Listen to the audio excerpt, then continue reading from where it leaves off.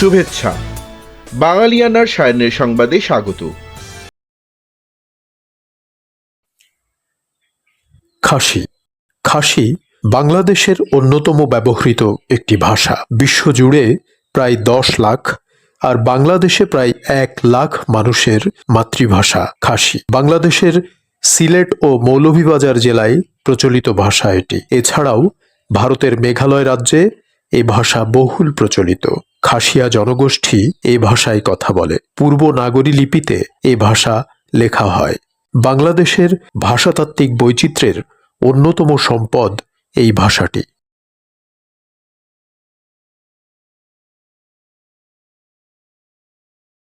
শুরুতেই শুনে নিচ্ছি সংবাদ শিরোনাম।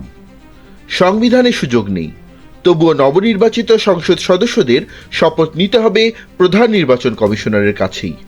শপথে প্রস্তুত তারেক রহমানের মন্ত্রিসভা। গুরুত্ব পাচ্ছেন দক্ষ ও নবীনরা। বিএনপি সরকার গঠনের আগেই পুলিশের রাজনৈতিক তদবিরের হিড়িক। গাজীপুরে 1.5 বছরে 188 কারখানা বন্ধ।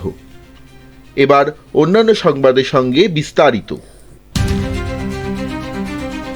সংবিধানের 74(6) অনুচ্ছেদ অনুযায়ী নতুন স্পিকার কার্যভার গ্রহণ করা পর্যন্ত বর্তমান স্পিকার পদত্যাগ করলেও দায়িত্বে বহাল থাকেন বলে গণ্য হয়।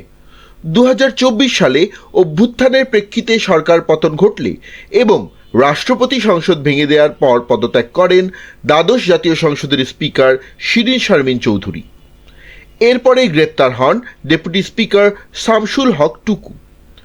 2024 সালের 14 আগস্ট রাতে রাজধানীর নিকুঞ্জ আবাসিক এলাকা থেকে আত্মগোপনে থাকা অবস্থায় ঢাকা মেট্রোপলিটন পুলিশ ডিএমপি তাকে গ্রেপ্তার করে। এরপর থেকেই কারাগারে আছেন এই বিচারাধীন আওয়ামী লীগ নেতা। শিরীন শারমিন চৌধুরীর পদত্যাগের পর আইন উপদেষ্টা আসিফ নজরুল ইঙ্গিত দিয়েছিলেন, স্পিকার পদত্যাগ করলেও তার শপথ করানোর দায়িত্বভার শেষ হচ্ছে না।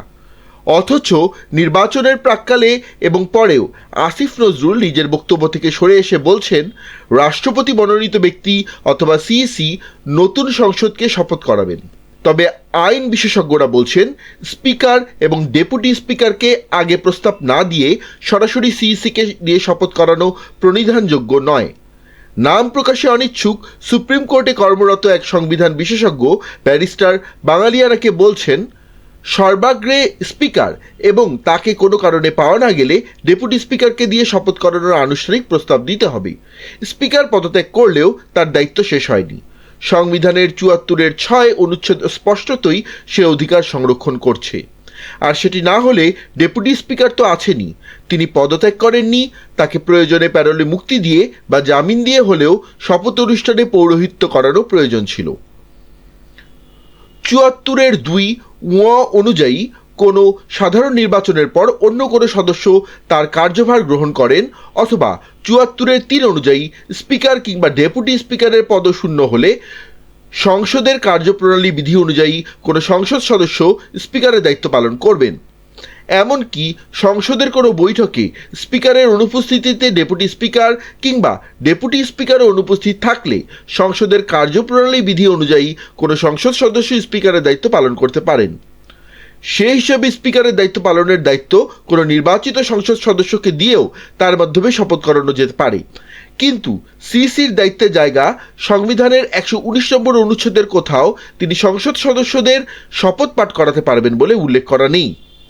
তবু সর্বশেষ জানা যাচ্ছে, সিইসিকে দিয়ে শপথ করানো হবে দেখেই সোমবার নয়, মঙ্গলবার শপথ নেবে সংসদ। কারণ হিসেবে বলা হচ্ছে, গ্যাজেট প্রকাশের 72 ঘন্টা পার না হলে সিইসি বা প্রধান নির্বাচন কমিশনার শপথ করাতে পারেন না।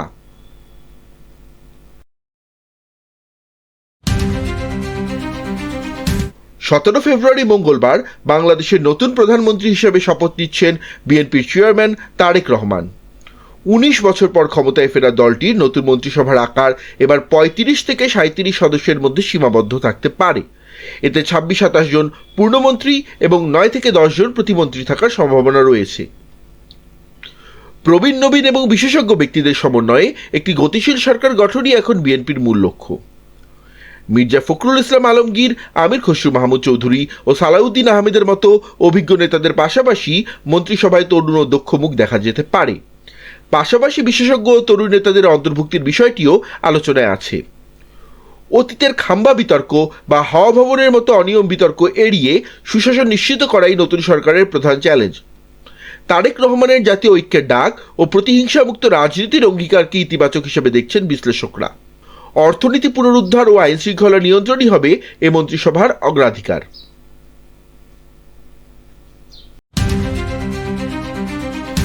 দীর্ঘ 18 মাসের সফর শেষে মঙ্গলবার 17 ফেব্রুয়ারি বিদায় নিচ্ছে বর্তমান অন্তর্বর্তীকালীন সরকার। 2024 সালের 8 আগস্ট দায়িত্ব নেওয়ার পর নানা বিতর্ক, চড়াই উতরাই ও কাঠামোগত সংস্কারের মধ্য দিয়ে এই সরকার দেশের একটি শান্তিপূর্ণ নির্বাচন উপহার দিতে সক্ষম হয়েছে। পূর্ণাঙ্গ ক্যাবিনেট নিয়ে গঠিত এই সরকারের আমলে কিছু বিতর্ক ও চ্যালেঞ্জ থাকলেও একটি গণতান্ত্রিক পরিবেশ ফিরিয়ে আনাকে তাদের বড় সাফল্য হিসাবে দেখা হচ্ছে। বিদায়ের প্রস্তুতি হিসাবে প্রধান উপদেষ্টা সহ অধিকাংশ উপদেষ্টা ইতোমধ্যেই তাঁদের কূটনৈতিক পাসপোর্ট ও সরকারি সম্পদ বুঝিয়ে দেওয়ার প্রক্রিয়া সম্পন্ন করেছেন। নিরঙ্কুশ সংখ্যাগরিষ্ঠতা পাওয়া বিএনপির নেতৃত্বে নতুন সরকারের সামনে এখন শিক্ষা, আইন শৃঙ্খলা, দ্রব্য মূল্য নিয়ন্ত্রণ ও অর্থনৈতিক স্থিতিশীলতা বজায় রাখা সহ আরও অনেক চ্যালেঞ্জ রয়েছে। সেসব নিয়ে ধারাবাহিক প্রতিবেদন দেখতে চোখ রাখুন বাঙালিয়ানার পর্দায়।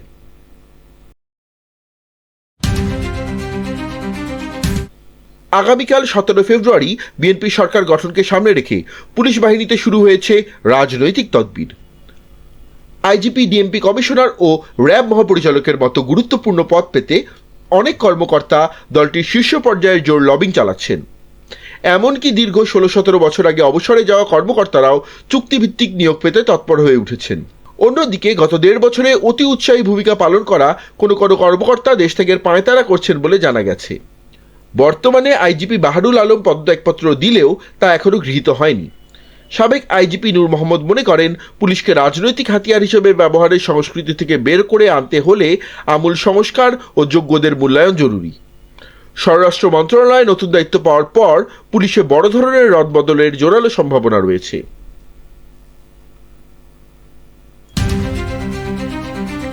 গাজীপুরে গত 1.5 বছরে 188টি কারখানা বন্ধ হয়ে যাওয়ায় চরম সংকটে পড়েছে শিল্পাঞ্চলটি। এর মধ্যে 128টি কারখানা স্থায়ীভাবে এবং 60টি অস্থায়ীভাবে বন্ধ হয়েছে, যে কারণে কাজ হারিয়েছেন 1,15,000-এর বেশি শ্রমিক। বেক্সিমকো, মুকুল নিটওয়্যার ও সিজন ড্রেসেসের মতো বড় প্রতিষ্ঠানগুলোও এই তালিকায় রয়েছে। গ্যাসের সংকট, রাজনৈতিক অস্থিরতা, ব্যাংক ঋণের জটিলতা এবং ক্রয়াদেশ কমে যাওয়াকে এই বিপর্যয়ের প্রধান কারণ হিসেবে দেখছেন শিল্প পুলিশ কর্মকর্তারা।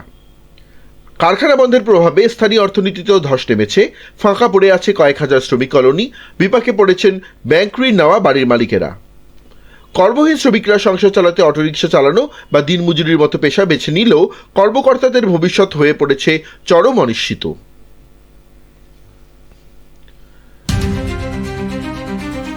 তারা শহীদ হয়েছিলেন মায়ের ভাষার জন্য।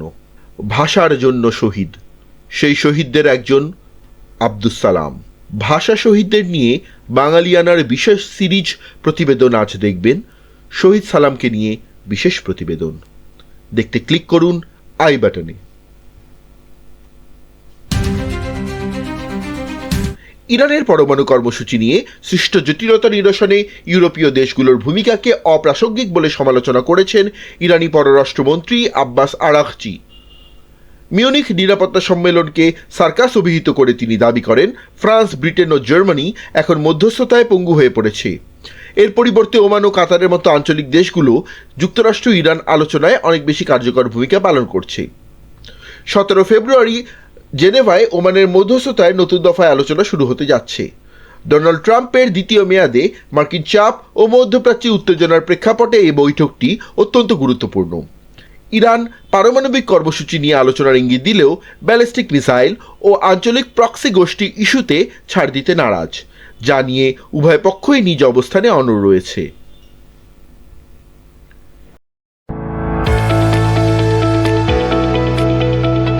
এবার শুনে নিচ্ছি বাঙালিয়ানা বাণিজ্য সংবাদ। বাংলাদেশ ব্যাংকের প্রতিবেদন অনুযায়ী দেশের খাদ্য মূল্যস্ফীতির প্রায় 63% আসছে মাছ, মাংস, ডাল ও দুধের মতো আমিষ জাতীয় পণ্য থেকে। গত 3 মাস ধরে সার্বিক মূল্যস্ফীতি 8% উপরে থাকায় মধ্য ও নিম্নবিত্তরা চরম সংকটে পড়েছেন। রমজান ও ঈদ সামনে রেখে এক মাসেই ব্রয়লার মুরগি, গরুর মাংস ও বিভিন্ন মাছের দাম উল্লেখযোগ্য হারে বেড়েছে। নীতিসুদ হার বাড়িয়েও কেন্দ্রীয় ব্যাংক মূল্যস্ফীতি নিয়ন্ত্রণে সফল হয়নি। অর্থনীতিবিদদের মতে বাজার সিন্ডিকেট ও চাঁদাবাজি বন্ধ করতে না পারাই এর প্রধান কারণ। আগামীকাল দায়িত্ব নিতে যাওয়া নতুন নির্বাচিত সরকারের কাছে সাধারণ মানুষের প্রধান প্রত্যাশা এখন দ্রব্যমূল্য নিয়ন্ত্রণ, যথাযথ বাজার ব্যবস্থাপনা ও কঠোর শুল্ক নীতির মাধ্যমে আমিষের দাম নাগালের মধ্যে রাখাই হবে নতুন প্রশাসনের প্রথম বড় পরীক্ষা।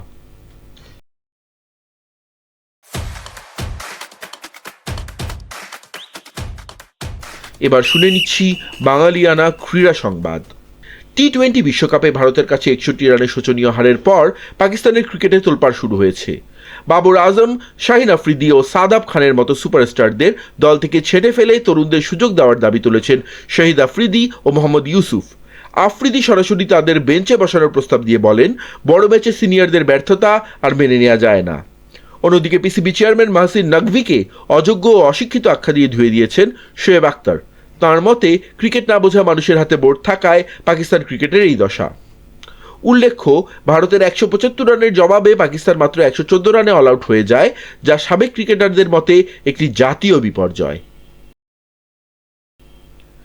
বাঙালিয়ানা সায়ান্নের সংবাদ শেষ হলো। ধন্যবাদ।